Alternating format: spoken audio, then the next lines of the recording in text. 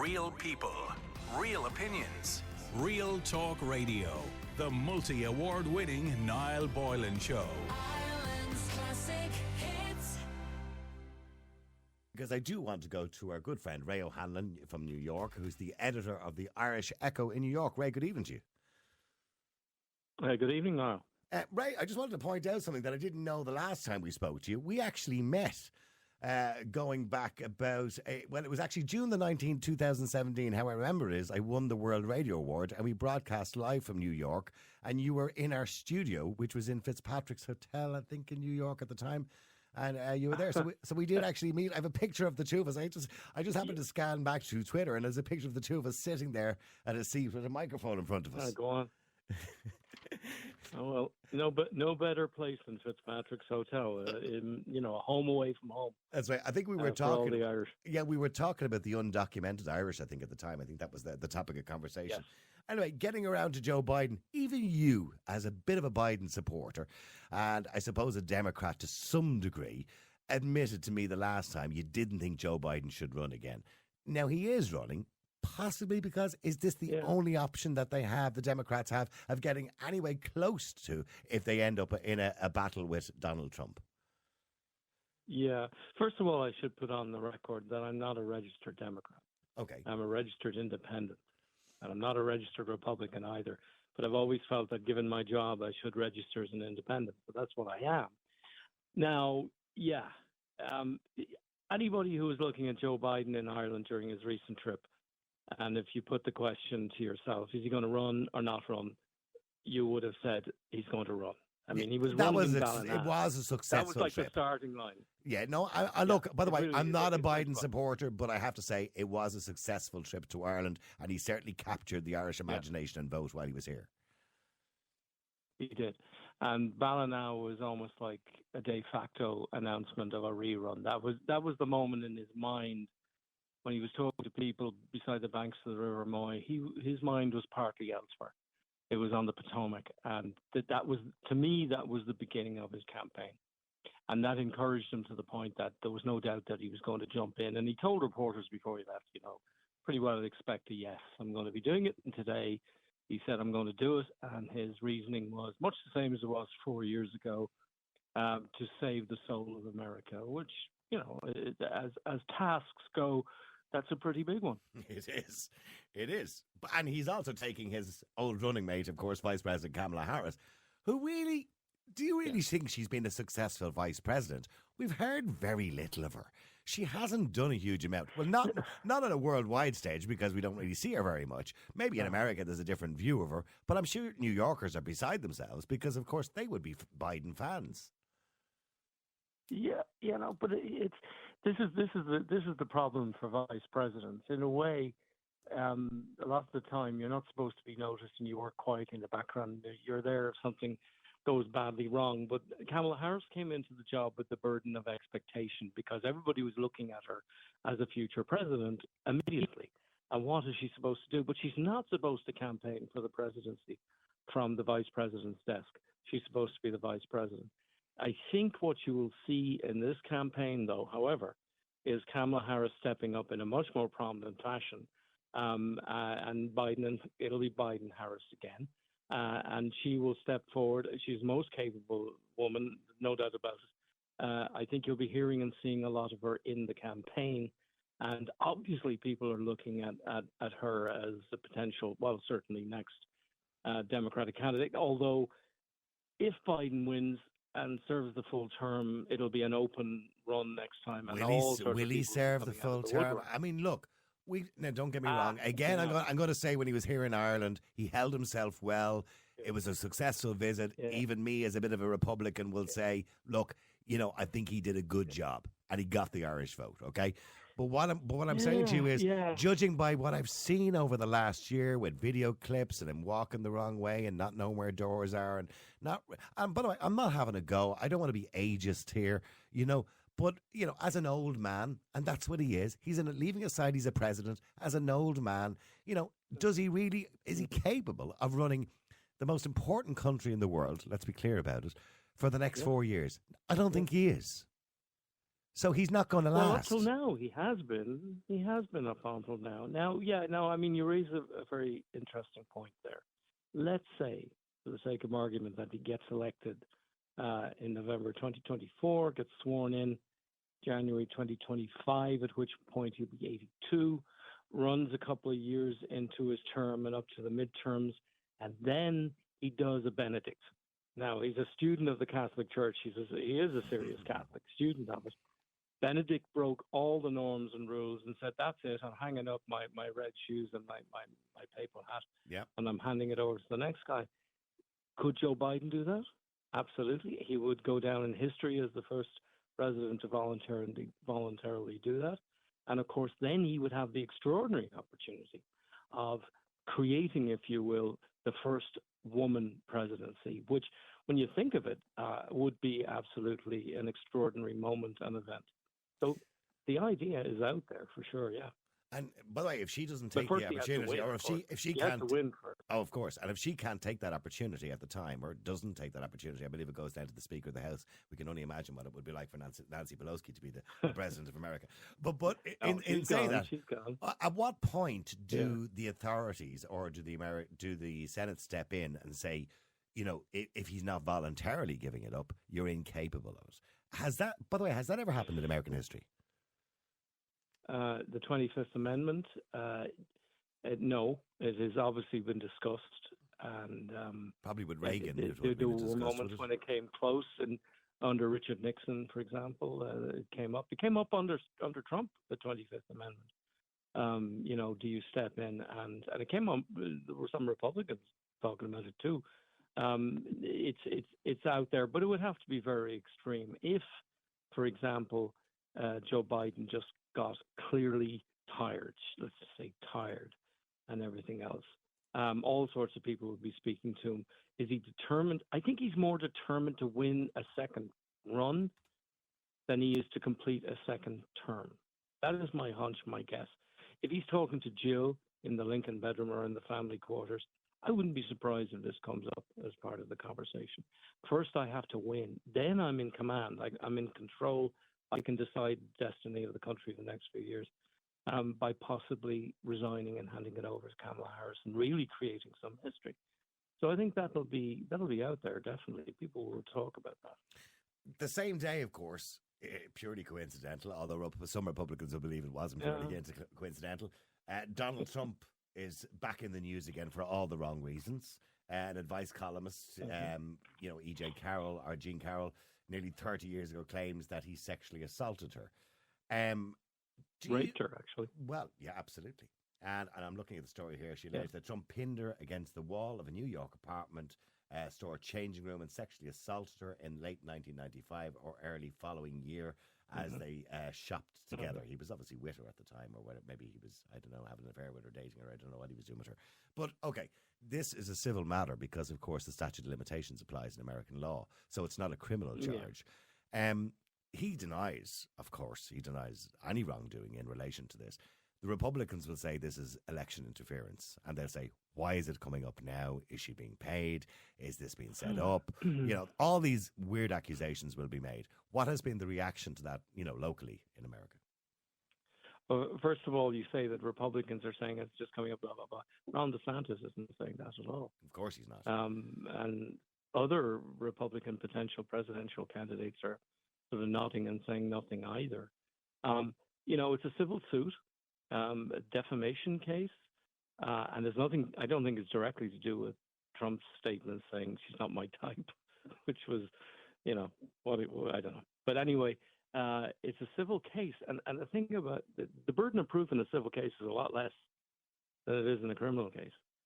And you get a jury, and typically I haven't looked at it in detail, usually a 6-person jury in a civil case, not 12. Mm. Is she, by the way, you mentioned the word rape there. Now I'm looking at the article here again, and I only see the word sexual assault. Is she claiming she was raped by him? Or is she using the word rape? She has claimed rape in the past, I believe. Yeah. Okay. But if you go into a court under this situation and you rephrase it slightly and say sexual assault, that is, somewhat more nebulous and perhaps easier to believe. how you break this down legally. Difference between sexual assault and rape. Rape is sexual assault and then some. Sexual assault in the pure form might stop short of rape. I don't know, but no, I mean the word rape has been part of this case. I mean, it's interesting to hear the but news. it's a matter of defamation. He's accused her, basically said she's a liar. So he has impugned her reputation. Just on the news before you but come the on funny there. thing, the shadow. Yeah, there's a shadow trial here. There's a kind of a shadow trial. Defamation and lying and not lying or telling the truth. But the ultimate matter of the case is the assault itself, really. Because if the jury comes back and says she's been defamed, they are de facto and maybe not quite de jure saying that Trump is guilty of this. I don't. It's actually a very interesting legal case. Yeah, because he's denying it, he's defaming her, and essentially calling her a liar. And if indeed he's found to be defaming her, well, then he must be guilty of the assault because then she's not a liar. And that's the point you're making. But it's interesting that during the news, just before you come on there, John, the newsreader, was suggesting that the judge had asked the jury, do they read the news? And I would find it very difficult. It is very difficult if you're the president of a country to find somebody who doesn't have a view or an opinion on you before you even get into a jury. So it must be quite difficult to find a decent or reasonable jury for these kind of cases. Yeah, I mean, do you read the news? Well, I mean, do you hear the news, or do people talk to you about the news and everything else? I mean, this is a very specific news story. Have you read about E. Jean Carroll and her accusation? It's quite possible some people in the jury selection room and have been quizzed and say, I don't really know much about this case. I know Donald Trump, and I know blah, blah, blah. But no, this one I haven't really read about because it's one of 10 million stories out there every day.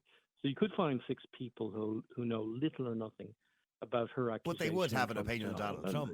Out of those 6 people, I would like to think they would pick 6 people who don't like him and 6 people who do like him. Yeah, well, I mean, if you take that route, Donald Trump would be. You'd have to drag him up before the Special Criminal Court in Dublin because there's no jury in the United States, however disconnected from reality, that hasn't heard of Donald Trump. So sure, but I mean, you go either way because they may be fans of Donald Trump, or roughly admire him and not be too hostile towards him. So, but you're right. I mean, there's nobody. The dog on the street has heard about Donald Trump. He's facing a lot of, also in Georgia, of course, the DA over there has said it'll be end of July, start of August before they decide whether prosecutions will be made against him in relation to the voting interference. But do you think he will make it to an election? I mean, are we looking at a rerun of 2020 or do you think Donald Trump will make it to an election? Well, this you've never had a situation, as far as I know. I can remember looking back. I'd have to open my book of U.S. presidents to see if there's ever been a candidate who's faced into an election campaign with all the balls and chains that Donald Trump has. And so that is there are questions surrounding Joe Biden's age and competence and ability. There are questions surrounding Donald Trump's actual ability to make it to election day. Because of all the other things coming in from the side. Stuff we know that's going to come in from the side, stuff that we may not even be aware of that's going to come into the side. And apart from that, there's going to be a whole bunch of other Republicans. Trump was saying today he doesn't think he should go through the primary process. He's basically expecting a coronation. But there's a number of other Republicans who are going to say, forget that. We want, Biden's facing a couple of peripheral candidates. What are the chances? I was going to say, what are the chances of some of these other candidates? Well, DeSantis hasn't announced yet whether he will or not. The prediction is that he will. Yeah. I mean, you've also got Robert Kennedy as well, who I seen being interviewed there only recently on Fox News. And, obviously everybody believes he's just the anti-vax nut. But in saying that, he didn't talk about vaccinations in his opening statement or in a speech that he made saying that he was running. He didn't talk about vaccinations, maybe to try and deter people away from thinking that. Do these people have any chance at all? Because if I go back to, to before 2020, to 2019, and somebody said to me, Donald Trump is going to run for the presidential election in America, I would have said, are you mad? Donald Trump. He's a businessman, a bankrupt businessman on many occasions. There's not a possibility he's going to be the president of the United States. If I had to go back to Ronald Reagan, he's a movie star. I mean, so realistically, do you think the likes of Kennedy, because he would have a lot of supporters, there are a lot of anti-vaxxers out there who love him to bits, or conspiracy theorists, they might vote for him. Do you think they have a chance? Well, no, he's in a Democratic primary. He's not going to stand a chance. Now, if he runs as an independent in the general election, he might attract. He would attract some Republican voters as well, and MAGA voters, God knows. But in the primary process, he and Marianne Williamson, who's this kind of lifestyle author and health person and all the rest of it, are going to be swept aside by Biden. Trump, on the other hand, has a growing number of known names, never mind even Ron DeSantis. But at the end of the day, there could be a whole bunch of Republicans in a primary process, and he's going to have to compete with them. And at the end of all that, and let's say he does actually come through and is nominated as the Republican candidate, there's a distinct possibility that there will be an independent Republican running against him just to knock him down, and think Liz Cheney in that regard. And I don't see the same thing happening with Biden. Once he gets through the minimal primary process, he'll have a clear run as a Democrat, and he won't have anybody coming in from left or right. So, Trump's troubles, his legal troubles, his party troubles, his other candidate troubles, his path to the general election is a lot rockier, basically, than Joe Biden's. I'm looking at a text coming in here, and it mentions again Kamala Harris, that I mentioned her too earlier on, and you said, it's the job as vice president not to get too much attention, too much notice. But, we would have known when Obama was the president that Joe Biden at some point would run, because, he did have charisma, and he looked like a president. He acted like a president, even though he was the vice president at the time. Yeah. So we would have had a fair idea he was going to run. A lot of people were saying, when Obama was president and Joe Biden was vice, a lot of people were surprised that it was Joe Biden, or, not so much that he entered the fray and went for it, but he actually won in the end. Because if you remember, he was up against a huge list of very potentially presidential, Democratic candidates, including Kamala Harris and Liz Warren and all sorts of Bernie Sanders. It was, if you remember that lineup of Democrats, I do, yeah. Back in 2016, it was like the Irish rugby team in political terms. It was a strong field, and Joe Biden, somehow or another, at the beginning of it, people didn't think about Joe Biden at all. They were all looking at others and various others and saying they're going to be the nominee and everything else. And at the end of it all, Joe Biden was the last candidate standing. So it's funny how it all sort of falls to at the end of it all. Let's jump ahead to November, whatever it is, 2024. Let's say it's Joe Biden and Donald Trump. A lot of people are going to go to the polls saying, Joe Biden, too old, to this, to that, but I know him. He's the devil I know. Better the devil you know than the devil you don't.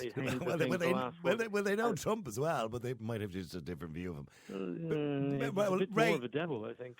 Well, Ray, we're speaking to Ray O'Hanlon from New York, who's the editor of the Irish Echo in New York. And just before you go, I'm going to be talking to Joe Flint in a few minutes in New York, from the Wall Street Journal in Los Angeles, should I say. Or maybe he is in New York as well. I have to clarify that. But I wanted to ask you just briefly about Tucker Carlson. It's big in American news at the moment. So here's the most popular guy on television, if that's what you're looking for, if you're looking for a bit of right-wing news on Fox. He has over 4 million, or in and around that, 4 million viewers on a nightly basis.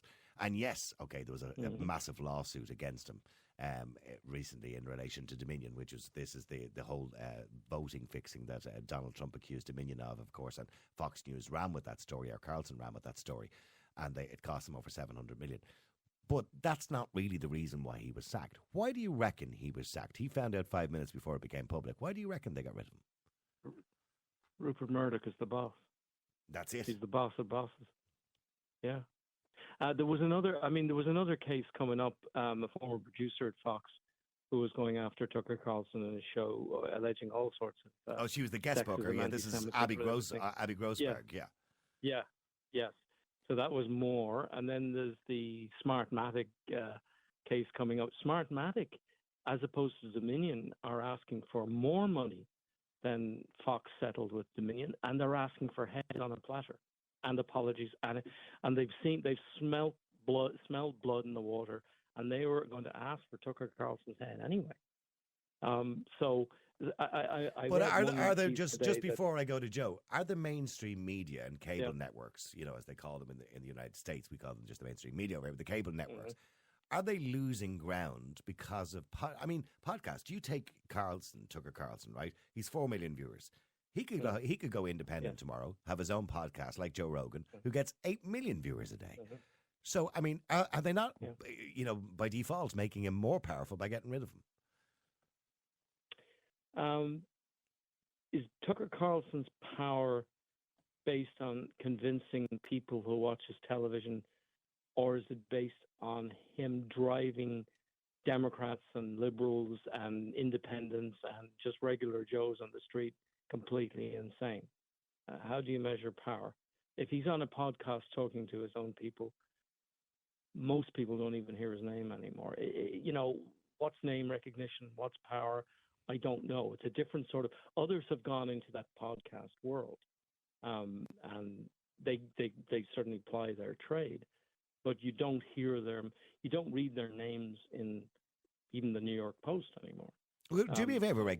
Stay with me. I'd like you to stay with me just for a few minutes if you can, because I want to go to Joe Flint as well on that note. Joe Flint is from the Wall Street Journal, and basically has called this the Tucker development stunning. Joe, good evening to you. Good evening, Niall. Thanks for having me. And you are correct. I am in Los Angeles. Okay, Los Angeles. Sorry, I did say New York on my screen, but I had a funny feeling you were in Los Angeles. Anyway, Joe, in relation to Tucker Carlson, we just spoke to Al Hanlon, who's the editor of the Irish Echo in New York, who represent most of the Irish people living around New York, which is a big diaspora. But Tucker Carlson, this, to you, it's a shocking development. But Fox were losing money. They're paying out money hand over fist because of Tucker Carlson. So was it the right thing to do or the wrong thing to do? Well, I want to go back to something your previous guest said, which was very on the money. Rupert Murdoch is the boss. And in this case, Tucker's show, as you mentioned, huge audience, sometimes very close to 4 million a week, 3.5 million a night. But that said, it was a tough sell with advertisers. It was not a revenue generator.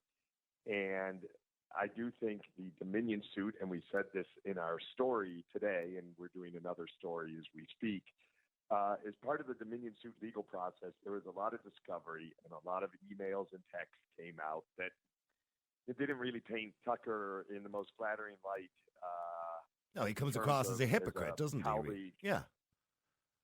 Well, there's that too, but I'm more talking about inside the Fox network. I mean, there's certainly the contradiction of what he says on the air and what he says off the air, but also just how he is as a colleague. And at Fox or at any Murdoch company, Tucker, obviously felt he had some sort of impunity, that he had become bigger than the brand, and that usually doesn't last too long with the Murdochs. If they get that sense that someone is getting a little too full of themselves, drinking too much of their Kool-Aid, they will. Yeah, well, they're allowing Piers Morgan to do exactly the same. Well, they're allowing Piers Morgan to do it in the UK with Talk TV. I mean, he's kind of bigger than the brand there, isn't he? I suppose. But I suppose with Tucker, this idea that he comes across as being, pro Donald Trump, even interviewing him recently, but then in his own text, which came out in Discoveries in the Dominion case, he said he hated him passionately. I was quite shocked to hear that, actually. Yeah, no, that revelation was embarrassing to him. Probably, also just embarrassing to the network. It sort of laid bare. I mean, the other things he was saying, and some other folks too, about needing to give the audience what they believe the audience wants to hear versus what they themselves even believe. So certainly, some damage was done to the brand in this Dominion suit, even with the settlement and sparing people like Tucker or the Murdochs having to take the stand. I mean, he's not the only one, by the way. As we know, another cable TV host, CNN's Don Lemon, also announced on Monday that he was terminated after 17 years. There seems to be a big shift in cable networks in the United States at the moment. People are coming up with all sorts of conspiracy theories. I'm assuming none of them are true. That they got rid of them because they don't want Donald Trump to get back in again. And anybody that's pro Donald Trump, although Don wouldn't be pro Donald Trump, anybody who's pro Donald Trump is going to get shafted out. Well, certainly, there's a lot of concern about the upcoming election, and one could argue either way. I mean, CNN itself, to go to your point about Don Lemon, they have new management there and a new leader in Chris Licht, and they've kind of said they don't want to be seen as so left of center.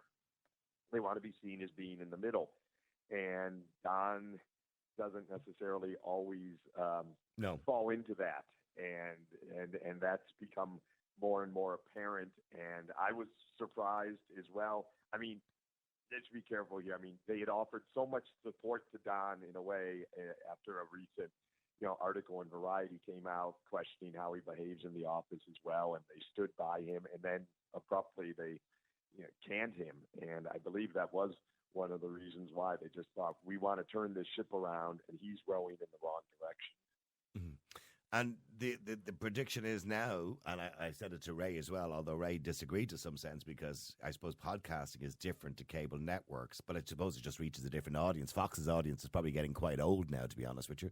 But do you believe that he will move on to independent media, have his own podcast, and essentially, like Joe Rogan and many others, have a lot more power? Have they done him a favor? I certainly think Tucker has, a brand name and could do that and would succeed at it, just like Joe Rogan, just like even Bill O'Reilly and Megyn Kelly doing what she does. But to the point of your previous guest as well, it can be very financially lucrative. But other than Rogan, it's tough for those folks to stay in the mainstream conversation in the media.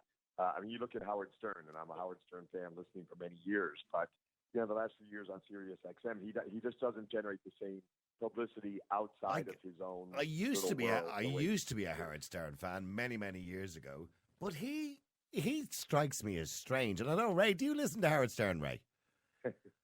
Since he moved, I don't.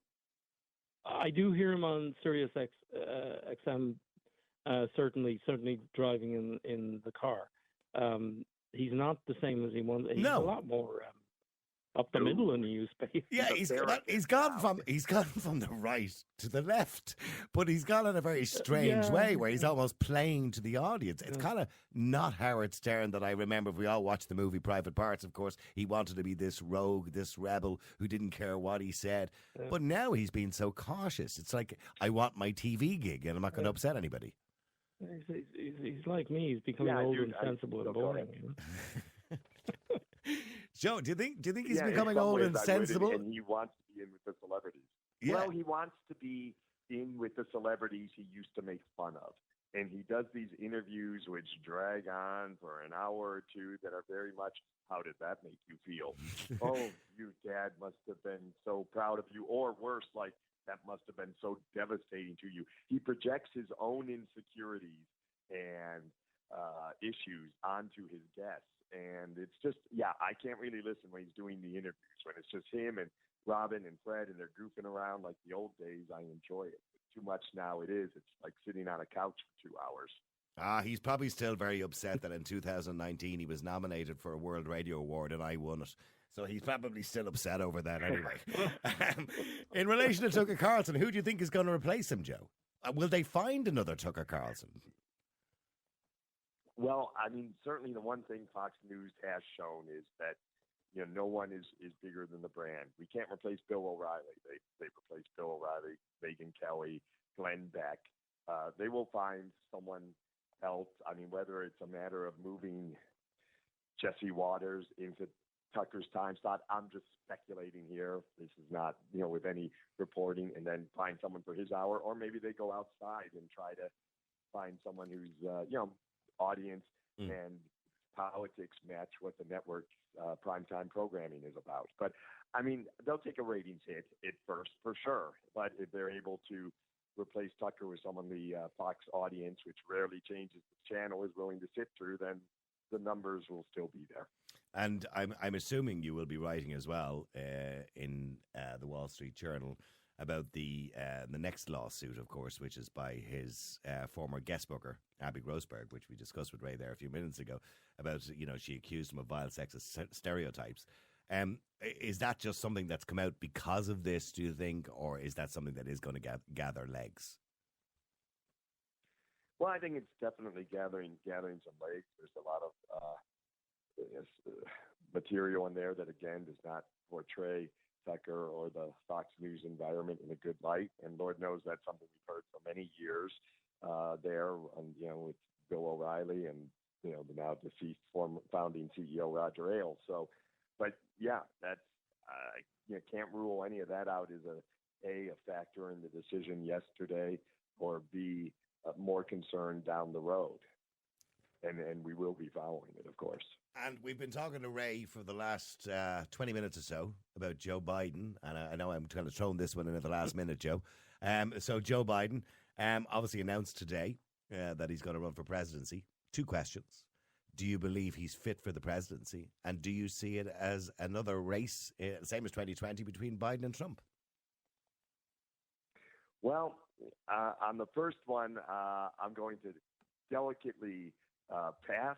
I will just say I don't think the number of years he's been alive is the factor. It's just how he looks in the job. I mean, Mick Jagger's going to be 80 in July and could go out and tour the world, and we wouldn't. And he's still having babies. I'm not sure. Yeah. Right. I'm not sure Joe Biden's up for that.